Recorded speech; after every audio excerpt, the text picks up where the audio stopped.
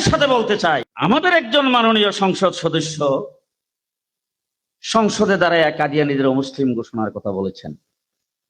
যেই দল জামাত ইসলামী সরোয়ার্দী উদ্যানে এসে আমরা ক্ষমতায় গেলে কাদিয়ানীদেরকে কাফের ঘোষণা করব, তারা ওই সময় টেবিল চাপড়াইতেও দেখি নাই।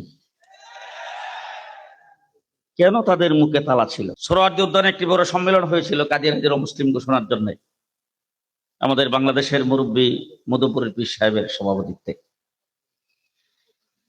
সেখানে এই কয়েকদিন আগে যিনি স্বরাষ্ট্রমন্ত্রী থেকে সাবেক হয়ে গেলেন, তিনিও সেখানে গিয়েছিলেন।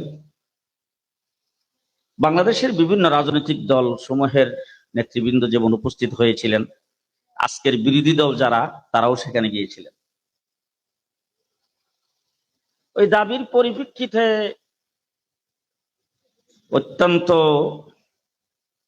সুন্দরভাবে বিএনপির জনাব সালাউদ্দিন সাহেব কাগজ হাতে নিয়ে জনগণকে দেখায় বলেছিলেন, যেই সমস্ত দাবি আপনারা এখানে করেছেন, সকল দাবি আমরা সরকার গঠন করলে আইনানুগ পন্থায় বাস্তবায়ন করা হবে।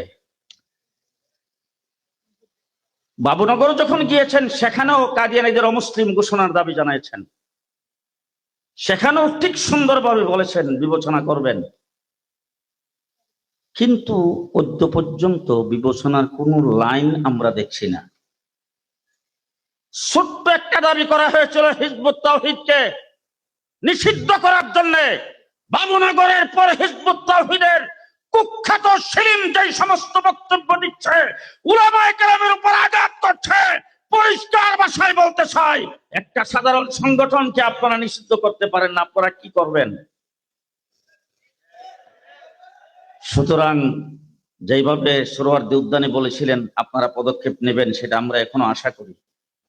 যদি না নেন, আঙ্গুল আমাদের সোজা বেঁকা হইতে সময় লাগবে না। দুঃখের সাথে বলতে চাই, আমাদের একজন মাননীয় সংসদ সদস্য সংসদে দাঁড়ায় কাদিয়ানীদের অমুসলিম ঘোষণার কথা বলেছেন।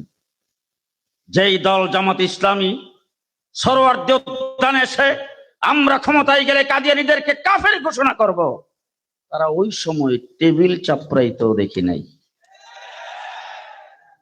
কেন তাদের মুখে তালা ছিল?